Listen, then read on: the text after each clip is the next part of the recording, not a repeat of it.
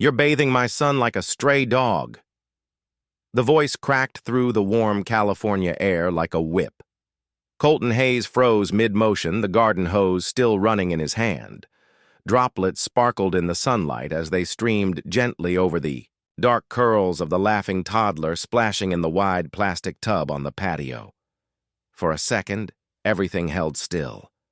The water, the breeze, even the boy's giggles suspended in the silence that followed that voice. Clarissa Dane stood at the edge of the marble path, stilettos digging slightly into the soft grout, her perfectly tailored black pantsuit rumpled from rushing. Her eyes, cold steel under designer sunglasses, were fixed on the scene as if it had personally betrayed her. Colton turned slowly, placing the hose down beside him with deliberate care. His uniform shirt was half-wet sleeves, rolled-up arms dusted with light freckles, and dried water. He didn't speak yet. Neither did Connor, the 2-year-old in question who blinked up at the woman frozen in the doorway. The smile on the boy's face didn't disappear. It just paused. "I asked you a question," Clarissa said again, sharper this time. Colton stood to his full height, calm, quiet, unreadable. "He got muddy," he said simply. "He was playing, and you thought." The proper response was to drag him outside and spray him down like she threw up a hand, her voice cracking with fury. "Like this." Connor splashed a hand unaware, sending a wave of water onto Colton's pants. Colton didn't even glance down.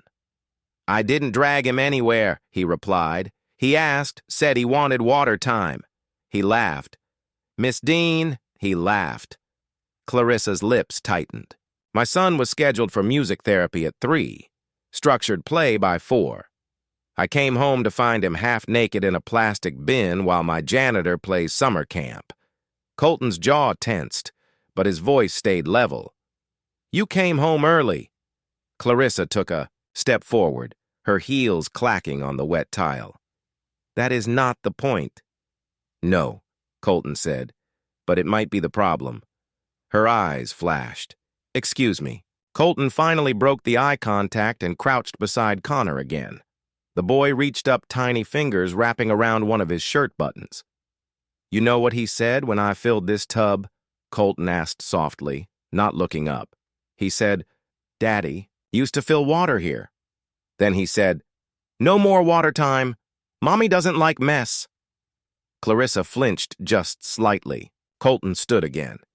"I didn't plan it. I didn't break rules on purpose. The upstairs water was off for pipe maintenance. He was already muddy. I figured the sun was out, the hose was near, and the boy wanted to laugh." Clarissa looked down at her. "Son." Connor smiled, lifting his soaked plastic dinosaur.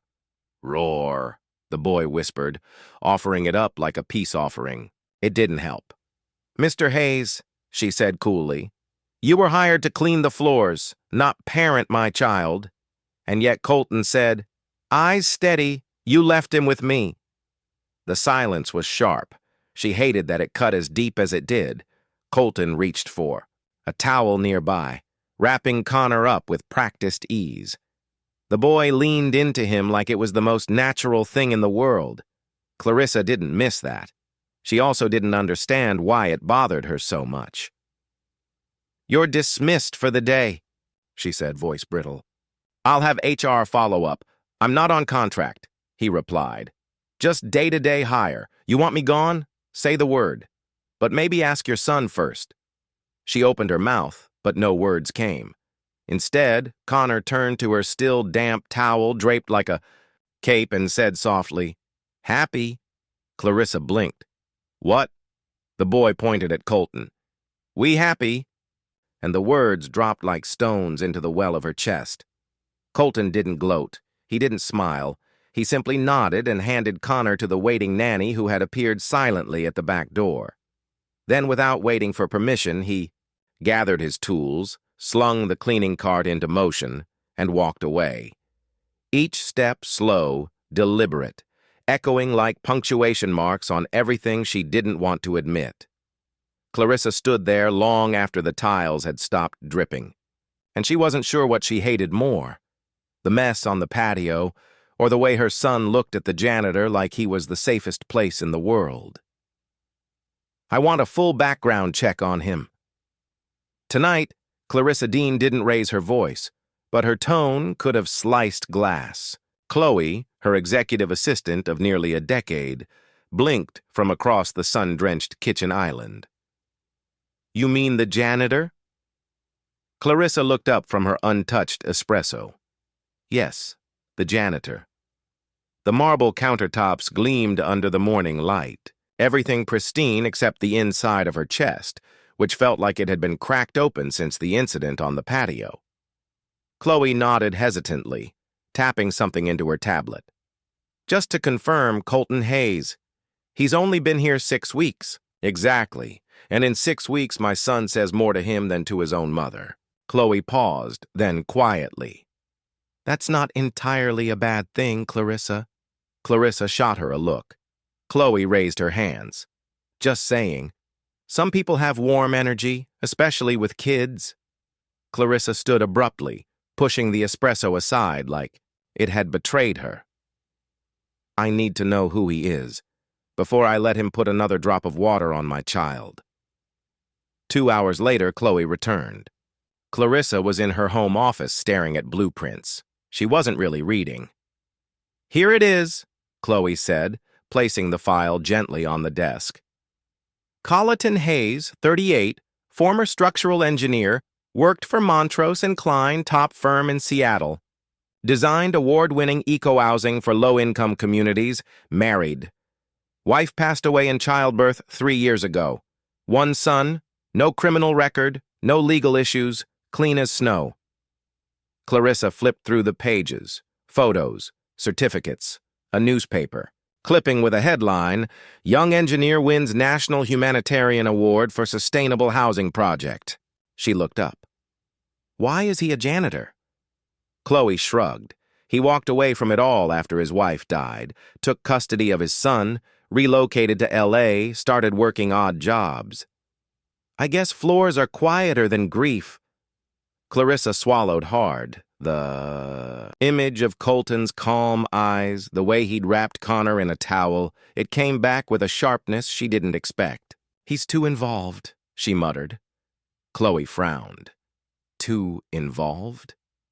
Clarissa stood again, walking to the window overlooking the yard. "Connor is attaching to him. It's not healthy. I don't need someone who plays parent. I need someone who does their job." "But isn't that the point?" Chloe asked carefully. "He is doing his job. You just didn't know which one your son needed most." Clarissa turned. "You're speaking out of line." Chloe didn't flinch. "No, I'm speaking as someone who watched a little boy cry for the first time because someone left." That landed like a slap. Clarissa's spine stiffened. "I want him gone by end of day," she said coldly. "Make sure he understands it's not personal." Chloe didn't argue, but her silence said enough. Colton didn't seem surprised when Chloe found him in the garage hours later. He wiped his hands on a rag, glanced once at the envelope she handed him, then simply said, "I figured no one's angry," Chloe offered. "It's just Clarissa prefers more structure." Colton nodded once slow. "She runs her life like a blueprint." "I'm a stain she can't scrub out." Chloe smiled softly. "Maybe you're more like a misdrawn line, the kind that changes the whole design for the better." He looked at her, the first flicker of gratitude in his tired eyes. "Tell her," he said quietly. "Connor. Never cried with me, but he always missed her." That night, Clarissa walked past Connor's room and heard nothing. No giggles, no murmured stories, no sound of Colton's low voice narrating dinosaur battles or bedtime truck noises. Just silence. She peeked in. The boy lay awake, eyes open, staring at the ceiling. "Connor," she said gently. He didn't turn. She crossed the room, sat on the edge of his bed. "Sweetheart, it's time to sleep. Still nothing. Would you like your book?" No answer. She placed her hand on his small back. It was warm, unmoving. Then in a voice barely louder than a whisper, he asked, "Did Daddy go away?" Clarissa's breath caught. "What water, Daddy?" Connor whispered. "Did he leave?" Because I laughed too loud. It hit her like a truck. She wanted to say no. She wanted to say, "Of course not." But the truth tangled somewhere between her throat and her pride. He just had to go home. "Honey," she said finally. Connor blinked slowly. "I don't like home when he's not here." And then, like a curtain falling on her composure, Clarissa turned off the light and stepped out, her heart pounding in her ears. She walked straight to her office, pulled out her phone, and stared at Colton's number in Chloe's report, but she didn't call. She was Clarissa Dane, CEO, philanthropist, woman who rose from a bankrupt father's legacy and rebuilt it into an empire. She didn't call janitors in the middle of the night because her son couldn't sleep. Instead, she did what she knew best. She made a list. Interview, new childminder, reinstate structured play, reinforce boundaries, eliminate unnecessary emotional variables. Her hand paused. The last line stared back at her like a quiet accusation. Eliminate unnecessary emotional variables. She scratched it out, wrote instead. Understand what Connor needs, not what looks good on paper. She dropped the pen, folded the paper, and for the first time in years, Clarissa Dane cried quietly alone. No press, no board meeting, no perfection, just the sound of a mother who realized maybe she wasn't parenting, she was performing, and the audience had just stopped clapping. Clarissa stood by the nursery door, arms crossed, lips tight. On the other side of the glass, Connor was wailing. Not tantrum wailing, not hungry wailing.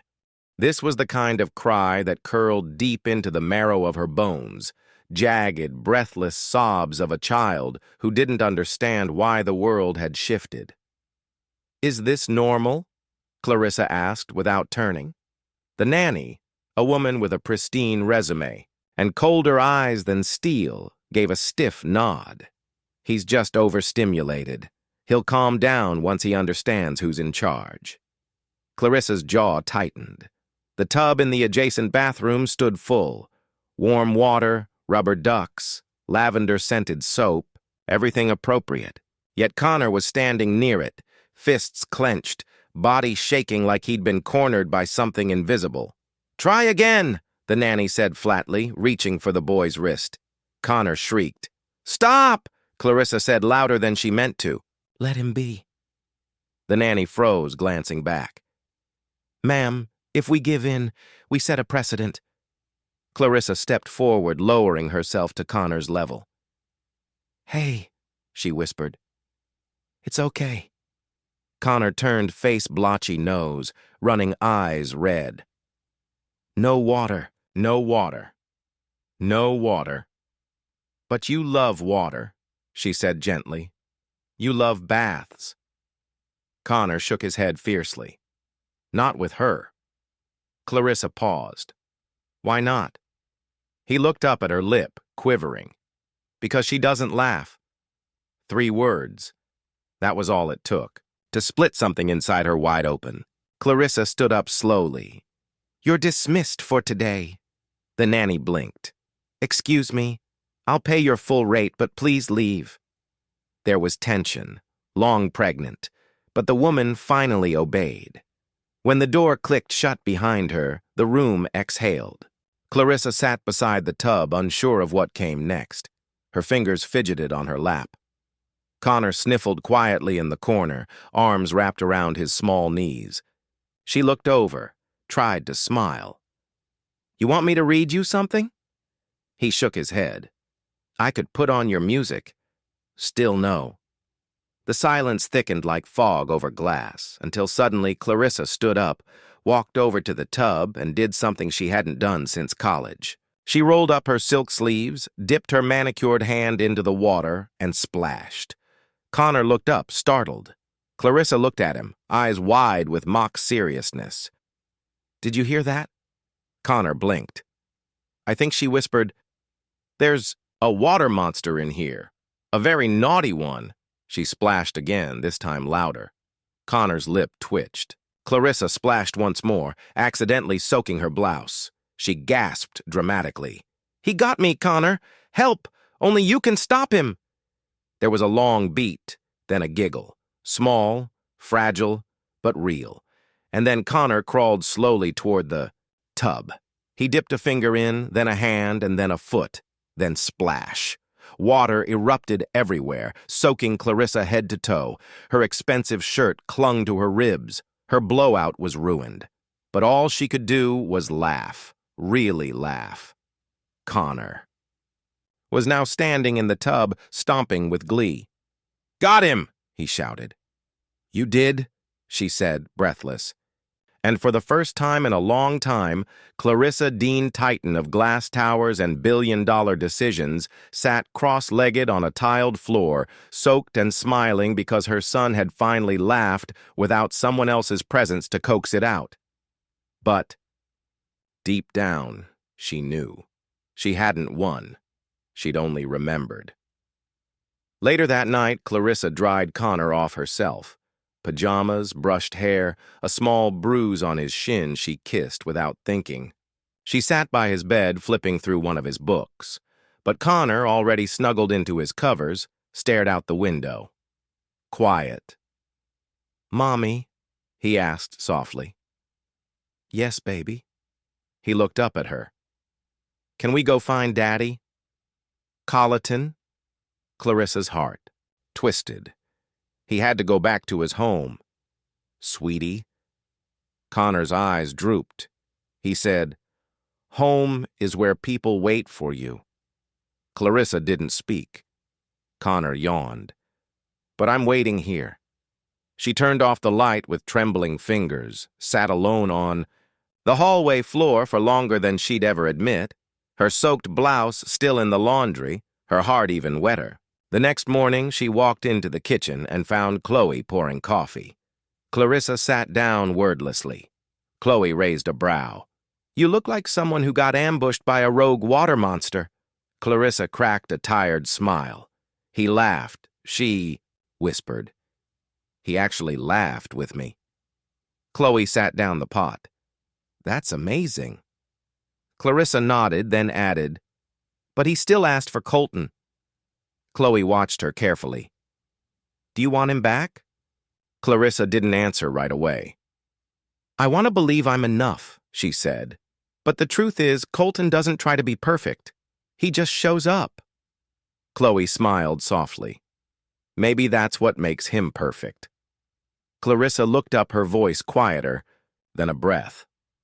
"Chloe, what if I've built my entire life on a blueprint that never made space for laughter?" Chloe leaned in. "Then maybe it's time to draw a new one." Clarissa let that sit in her chest. Heavy, real, but not crushing. Just true. That night when Clarissa tucked Connor into bed, he said something that stayed with her long after the lights went out. "I like you messy, Mommy." She froze. "You're funny when you splash," he added. Clarissa bent down, kissed his forehead. "Good night, baby." She closed the door and leaned against it. Heart cracked, yes. But maybe cracks were how the light got in. The attic smelled like cedar and silence. Clarissa hadn't stepped into the space in years. Dust floated like lazy snowflakes through a shaft of late-afternoon light slicing across the floorboards. Boxes labeled in Chloe's precise handwriting lined the shelves. Financials 2020, press kits legal, Selena's things. The last one drawing, her eye with a pang. But she wasn't here for her mother today. She reached for a faded blue banker's box marked Staff Temporary, 1099 Archive, dragging it to the floor. Her fingers trembled slightly as she peeled the lid off. Inside, amidst payroll copies and old onboarding forms, was what she was really after, Colton Hayes. A small file, neat, simple. Clarissa sank onto the floor cross-legged in linen slacks and opened it. A resume typed in blocky font. Bachelor's, In civil engineering, masters from Stanford, letters of recommendation from CEOs, nonprofit directors, even a former mayor. Then taped to the inside flap a crumpled clipping from the Seattle Times. Engineer Colton Hayes wins National Humanitarian Award for Green Community Design. The photo showed him in a collared shirt, younger, clean-shaven, holding a small girl on his hip while smiling into a sea of camera flashes. She wasn't his daughter. The caption said she was from the project's pilot shelter. But the way he held her. Clarissa touched the edge of the paper, tracing the faint crease between them. Why? Why had a man with that kind of pedigree ended up mopping floors in her estate? She found the answer beneath the article in a worn manila envelope tucked behind the resume. Blueprints, hand-drawn, smudged with age. She unfolded the first. A community center shaped like a semicircle trees, and the courtyard benches curving, like open arms.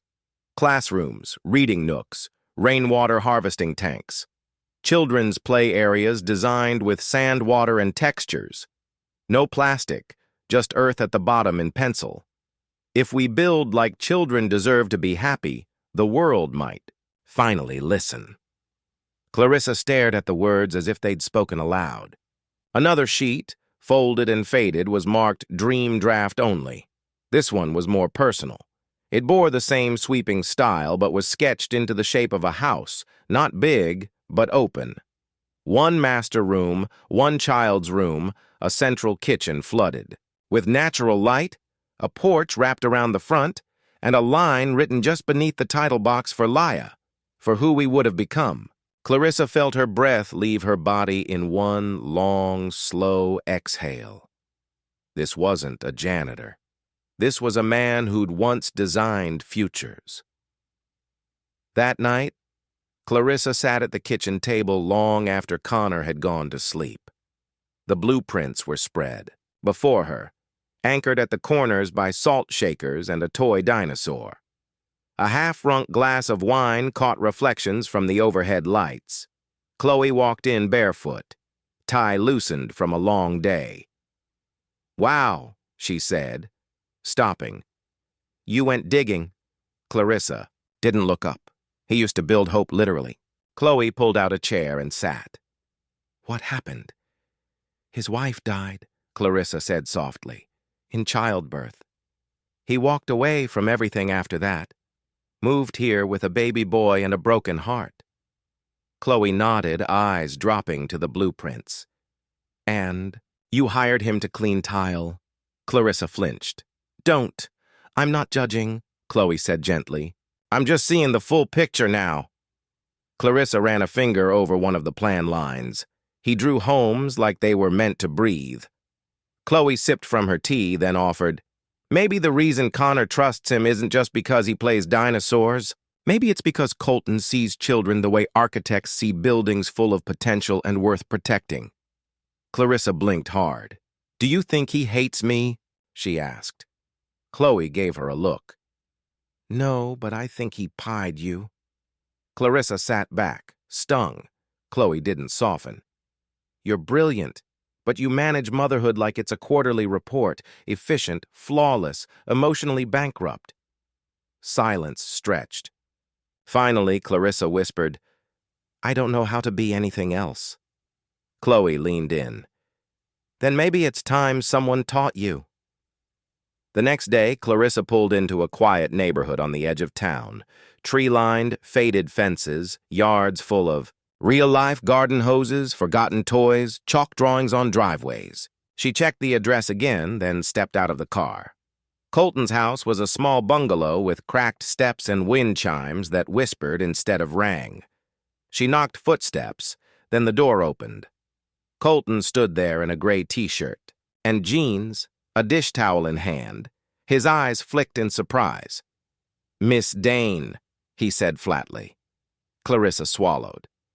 I wanted to talk." He stepped aside. "You came all this way." "I found your plans," she said. "The house, the shelter, the community circle." Colton didn't move there. "Beautiful," she added. Still, he said nothing. "I didn't know," she said. About Laya, or your work, or what you gave up. Colton folded the towel slowly, then placed it on the arm of the couch. I wasn't hiding it, he said. I just wasn't offering. Clarissa stepped closer. Why this job? He looked up at her. Because the only place my son heard another child laugh was your backyard. That landed like thunder. Colton continued quieter now. I took the job to pay bills. I stayed because Connor found someone to echo with. You were building silence around him. I couldn't let him forget what joy sounded like. Clarissa's voice broke. You think I'm a bad mother? I think you're scared, he said. Of noise, of losing control, of getting it wrong. She blinked, fighting back a wave. I was just trying to protect him. Colton nodded. Then start by protecting what matters. Not the schedule, not the image. Just his heart. A long pause, then Clarissa voice shaking. Would you ever finish the project? The one for the kids? Colton looked away. I don't know. What if I helped? She offered. He turned to her. Really turned this time. And why would you want to build something like that? Clarissa's answer came from a place she hadn't known still existed. Because for the first time, I'm starting to realize I've built a life that no one wants to live inside. The storm came suddenly. One moment, the California sky was bright and humming with cicadas. The next, thunder rolled in low and long like a warning too late to heed. Rain fell in sheets across Clarissa's estate, hammering the glass panels of the sunroom, soaking the ivy-lined walls in seconds. Clarissa stood by the window in her office phone to her ear. Did you reschedule the board call? Yes, ma'am, Chloe replied. But there's another issue. Connor's not in his room. Clarissa turned slowly. What do you mean, not in his room? I mean, Chloe said, voice lower. Now he's outside in the rain. Clarissa didn't respond. The phone slipped from her hand and bounced off the armchair. She was already running. The backyard was a blur of wet and chaos. The concrete path was slick beneath her heels. Water slapped the sides of the patio, pooling beneath the table where Connor sat, trembling, soaked through and utterly alone. Clarissa rushed forward, scooping him into her arms. He was cold.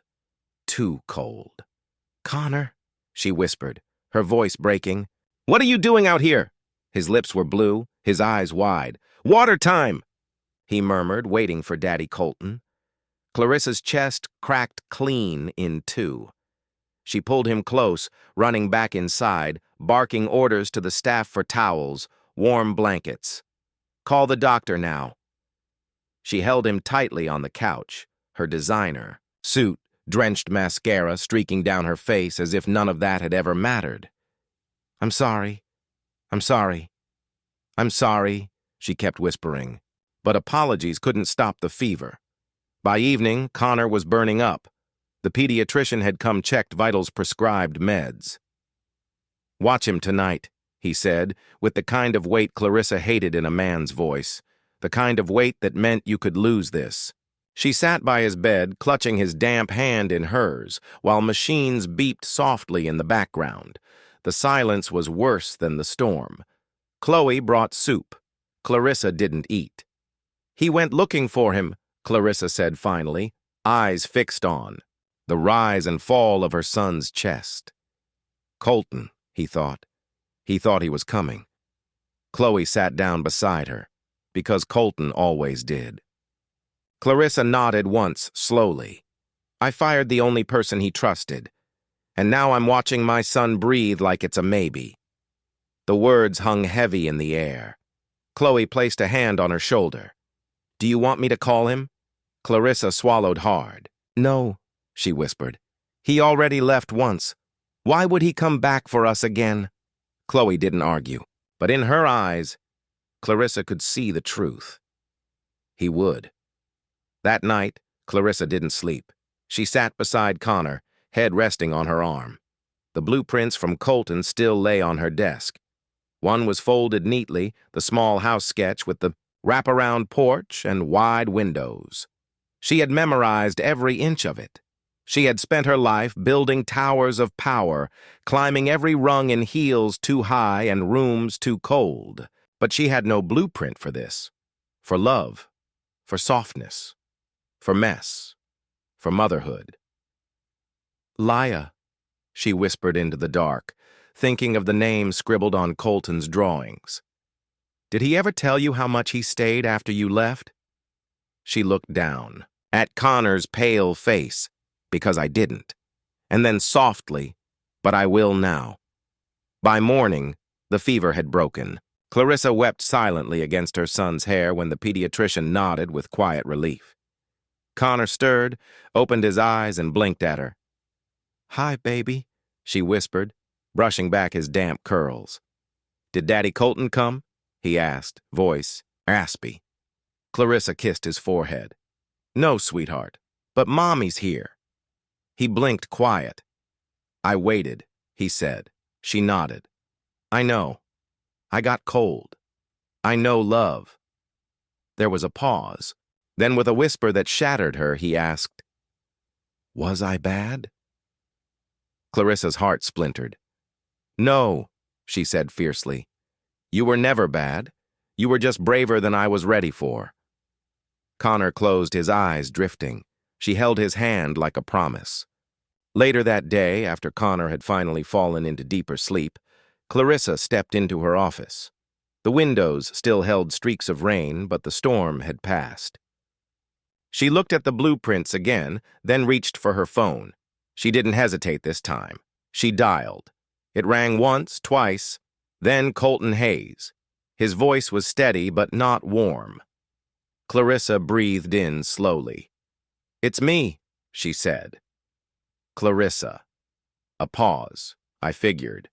"Connor got sick," she said, cutting straight to it. "He went outside in the rain, looking for you." She could hear the breath catch on the other end. "I didn't know how much he'd held on to you," she continued. "How much you mattered." She paused, and her voice cracking.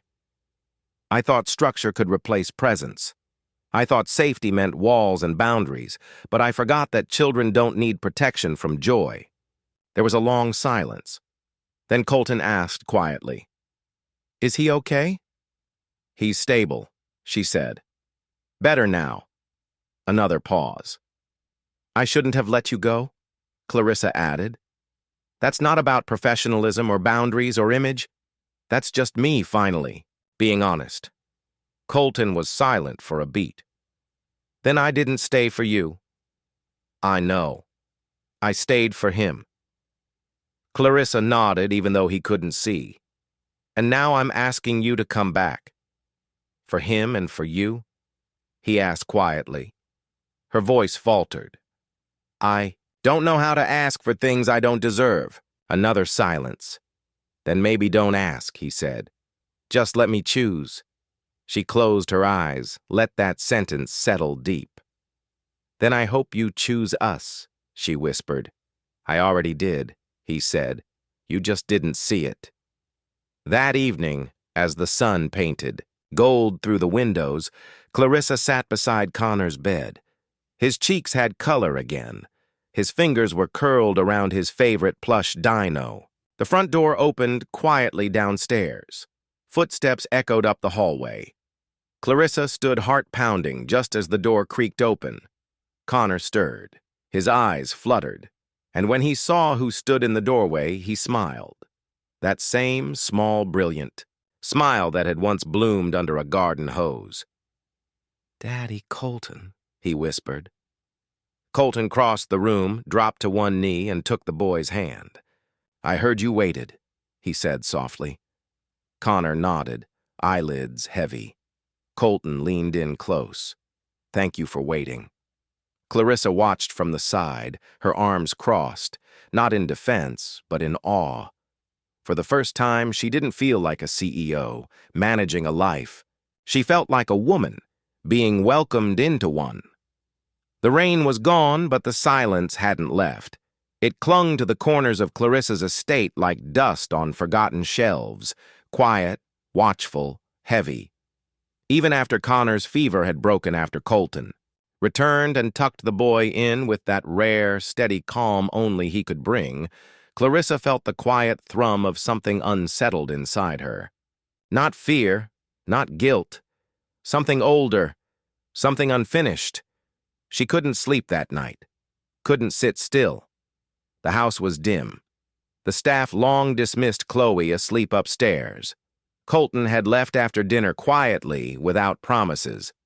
Clarissa had watched his back retreat through the rain-washed courtyard, and something in her chest had whispered, "Don't let him be the only one brave enough to stay." She wandered into the library. Not the new one, the high-ceiling modern space she used for press photos, but the old one, her mother's. The shelves groaned under the weight of hard covers, most unopened since the funeral. Clarissa hadn't touched this room in years. It still smelled like cedar pipe smoke and her mother's Chanel. She stepped inside and closed the door behind her. In the corner was the bookcase with the hidden latch. She reached behind a row of biographies and pressed. A click. The bottom panel opened, revealing a compartment she hadn't looked inside since she was 22. Her mother, Selena Dane, had been many things: cold, brilliant, feared, admired. But not once in all Clarissa's childhood had she been warm. Clarissa pulled out a single leather folder bound in crimson ribbon. A letter was tucked inside. She unfolded it with careful hands. The paper yellowed, but the ink bold. "To my daughter, if she ever decides to stop pretending." Clarissa blinked. "You were born into a world I built to protect you. But I see now that I raised you behind glass, shiny, strong, untouchable, a daughter no one could crack, not even herself. You think parenting is about outcomes, about making sure they succeed, but it isn't. It's about being the place they fall when the world is too much. It's about being there, not being perfect. If you're reading this, you've likely broken something, or something has broken you. Good. That means you're finally soft enough to feel, finally real enough to begin. A child doesn't need a CEO. They need someone who stays, someone who listens when they have nothing left to say. So, if you're still trying to be the woman the world claps for, I beg you, be the one your child runs to instead." Clarissa read the letter once, twice. By the third time, the words blurred behind her tears. She folded it with trembling fingers, pressed it to her chest, and whispered, "You knew all this time." The next morning, the sun painted the floorboards gold. Connor sat at the kitchen table building a tower of cereal pieces. Colton was wiping down the counter sleeves, rolled up, hands steady. Clarissa entered quietly, holding the letter. She set it on the table in front of Colton. He looked up. "It's from my mother," she said. "She died before Connor was born.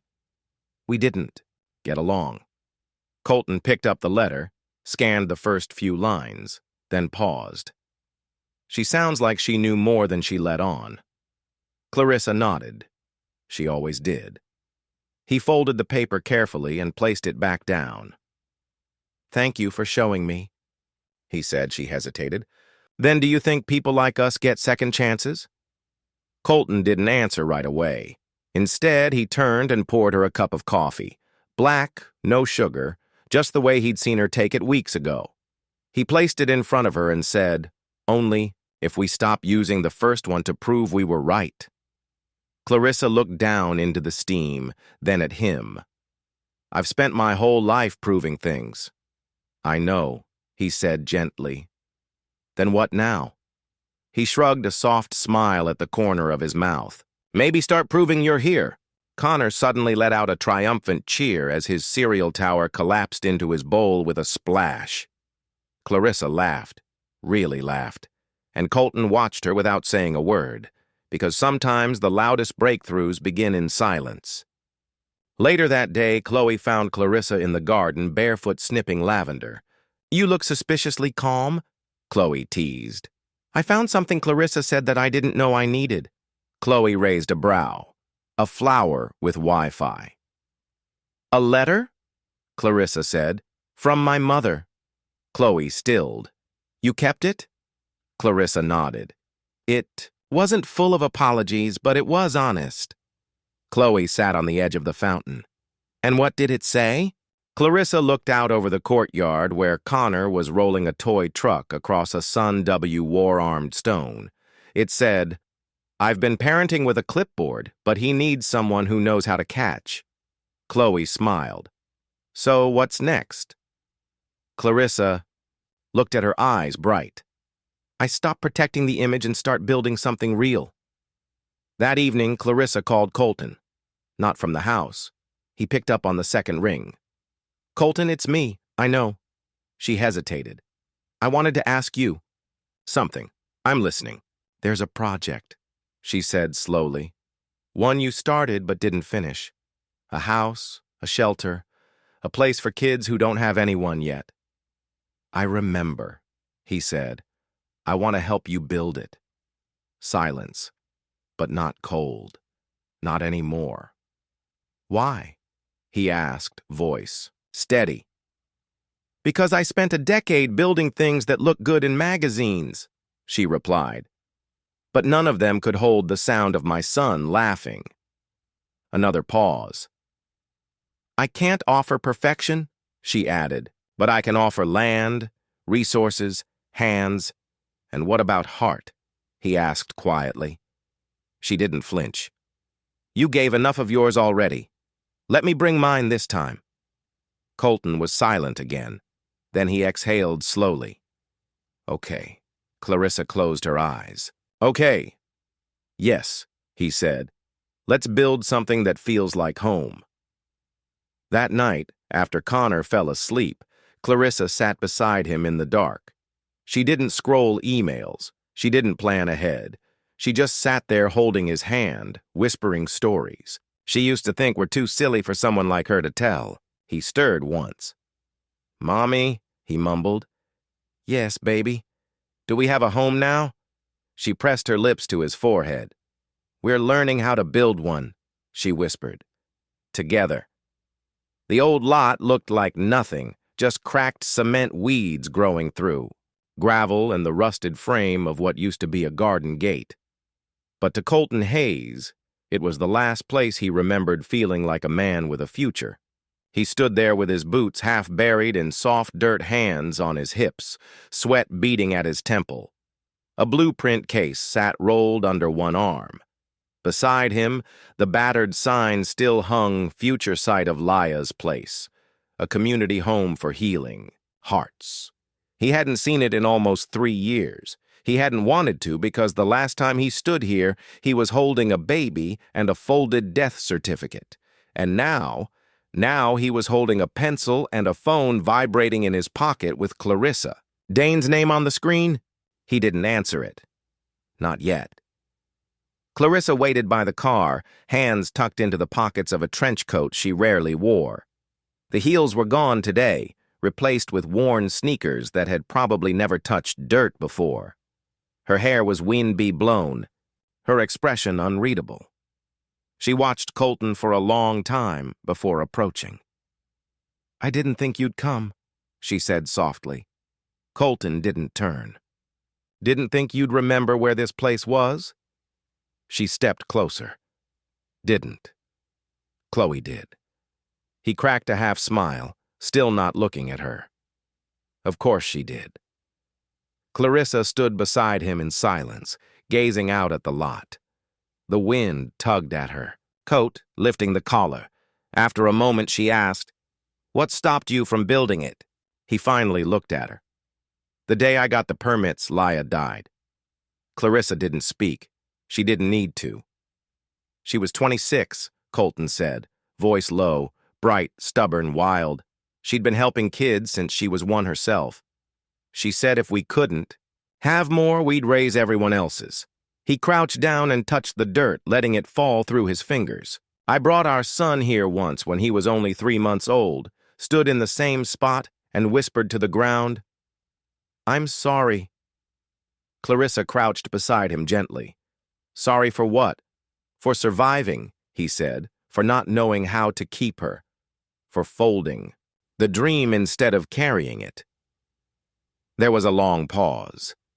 Wind blew through the lot, rustling plastic wrappers like dry leaves. Clarissa placed a hand on the blueprint case. "Unfold it," she said quietly. He glanced at her. "You said it yourself," she added.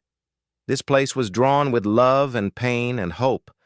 That's exactly the kind of foundation it needs." Colton didn't answer. Instead, he unrolled the plans onto the hood of her car. The sketches were worn, edges curled, but the vision was still there.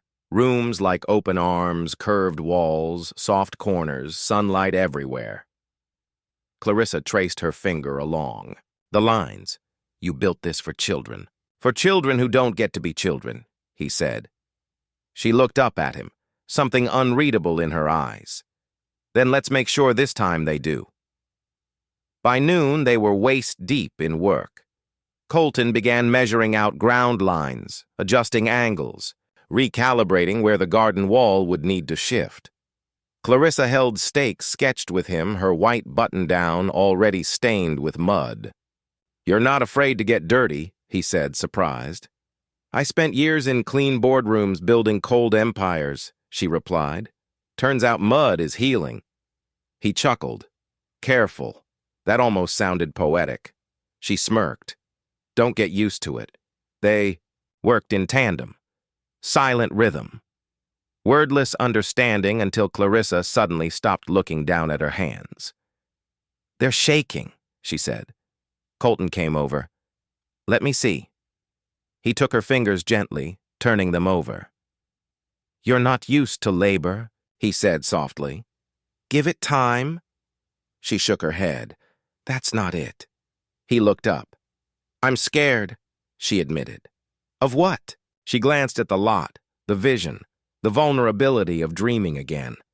"I'm scared this isn't enough, that it's just another project, that it won't heal him or me." Colton's voice dropped. "Healing doesn't come from the roof or the walls. It comes from who stays inside them." Clarissa's eyes welled. "What if I still don't know how to stay?" Colton didn't flinch. "Then start small," he said. "Stay for the next conversation, the next splash, the next laugh." He let go of her hand and smiled. "You don't build a home in one day. You build it moment by moment." Later, as the sky shifted toward gold, Connor arrived with Chloe. He came running down the dirt path in a red hoodie, his tiny boots splashing in a leftover puddle. "Mom!" he shouted. "Why are your pants dirty?" Clarissa laughed, wiping sweat from her brow. "Because I helped Daddy Colton dig a foundation." Connor's eyes went wide. "You digged?" Colton crouched beside him. "We dug, buddy." "Oh." Connor grinned. "Can I help dig too?" Clarissa and Colton exchanged a glance, then she nodded. "Absolutely." And just like that, a boy with a plastic shovel joined. Two adults with broken hearts in sketching something new into the dirt. Something not perfect, but promised. When the sun dipped behind the trees, casting long shadows over the bare ground, Clarissa stood beside Colton once more. "This is the first time I've built something without expecting applause," she said. Colton looked at her. "How does it feel?" She didn't answer for a moment. "Then it feels true." He nodded, his hands muddy, tired full. She looked down at Connor. He didn't ask for a perfect mother. No child does. Colton replied, "They ask for the one who stays through the imperfect." Clarissa smiled. "I think I've always been afraid of love that doesn't come with guarantees." Colton looked at her, his voice soft but sure. "Love isn't a guarantee," he said. "It's a decision you keep making, even on the days it doesn't pay off." She nodded slowly. "That's terrifying," he chuckled. "That's family." She leaned her head back against the beam. "I think I want that," she said. Colton glanced at her. "I know. There." Just before sunset, Clarissa walked Colton to his truck. Connor was asleep in her arms, his cheeks flushed from the day. Colton opened the door. then paused. "Tomorrow we pour concrete," he said. "Big step." Clarissa shifted Connor's weight. "You think we're ready?" He looked at her serious. "Ready is a myth. Willing is what builds things." She nodded and for the first time in years didn't feel the need to have the last word. Instead, she simply said, "See you in the morning." Colton smiled. "You already have." The ribbon was simple. No frills, no fanfare. Just a length of white. Linen tied between two wooden beams in front of the new structure. The building behind it still smelled like sawdust and wet paint. It wasn't finished in the corporate sense, but it was ready in the ways that mattered. Ready to hold laughter, ready to echo footsteps, ready to carry healing. Colton stood beside Clarissa, holding the ceremonial scissors someone insisted they use, though neither cared much for the symbol. Chloe stood off to the side, camera in hand, snapping photos not for the press, but for the walls, because this story didn't need headlines. It needed memory. Connor sat on the porch legs, swinging off the edge, grinning like he owned the place. Clarissa turned to Colton. "It doesn't look like the original plan." He nodded. "That's because somewhere along the way, the plan changed." She smiled, brushing a loose strand of hair behind her ear. "For the better. For the real," he corrected gently. Clarissa looked out over the garden path where flower beds had been freshly planted by the kids who would soon move in. She inhaled the scent of soil and pine. "I used to build homes to sell them, and now," she looked at him. "Now I build homes to fill them." Colton's expression softened.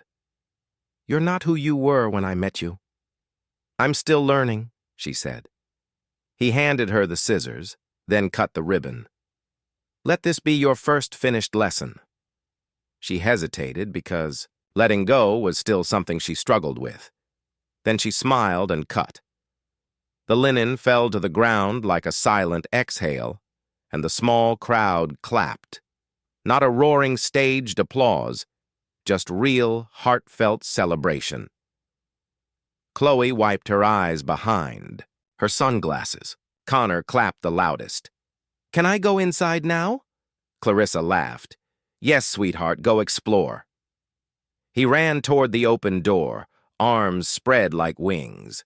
Inside, the air was warm, not because of the thermostat, but because of the way light streamed through skylights and landed on soft couches reading nooks and a tiny hand-painted mural that read, "You're safe here." Clarissa walked through the rooms with Colt in her hand, grazing the doorframes. "This place feels like something I would have needed as a child," she said. Colton nodded. "That's how I designed it." They stopped in the main room, a large circle, space with cushioned shelves of books, and a low stage built from reclaimed wood. At the back, a corkboard with pinned photos from the building process. One showed Clarissa hair, wild covered in paint. Another showed Colton teaching Connor to hold a level. Clarissa reached into her bag and pulled out a new sheet. She pinned it in the center of the board. Colton leaned closer. It was a blueprint, not one of the building, but something else. He read the title aloud. "The Blueprint of a Family." She smiled. "It's not architectural, it's emotional." Beneath the title were drawings, a hand reaching for a smaller hand, a cup of coffee shared at sunrise, a scraped knee being kissed, a cracked voice saying, "I'm sorry," a child laughing, a man staying, a woman letting herself be loved without permission. Colton stared at it for a long time. Then he said quietly, "This is better than anything I ever designed." Clarissa looked at him. "You helped me draw it." He turned to her, eyes clear. "You lived it." They stood in silence, the weight of the journey between them, a weight that no longer felt heavy, just earned. That evening, the building emptied. Volunteers went home. Chloe left with a stack of thank you cards. The porch lights flickered on. Colton, Clarissa, and Connor stayed behind, sitting on the steps together, sharing sandwiches wrapped in foil and half-melted juice boxes. Connor leaned against Clarissa's shoulder. Can we live here too? He asked, voice already drowsy. Clarissa kissed the top of his head. We live here in a way already, honey. Our hearts do. Connor pointed at the corkboard. That pictures us. Colton smiled. All of it is. Connor grinned, eyes fluttering closed. Clarissa looked at Colton. I never said, thank you, she said. He tilted his head. For what? For not walking away the second time? He nodded once. It was never a second time. It was a pause. I just waited until you were ready to walk with me. She looked down, and now he reached over and gently took her hand. Now, he said, we walk forward. Clarissa squeezed his fingers. The porch light buzzed. Somewhere nearby, an owl called, and in that quiet, sacred space between words, two people who had lost everything found something they never expected, belonging. Later, as Connor slept in the back seat and Colton drove them home, Clarissa watched the lights of the new center fade in the rear-view mirror. She whispered to the night, You were right, Mom. Colton glanced at her. Clarissa smiled faintly. She once told me not to raise Connor like a project, not to live behind glass. That joy should be his birthright.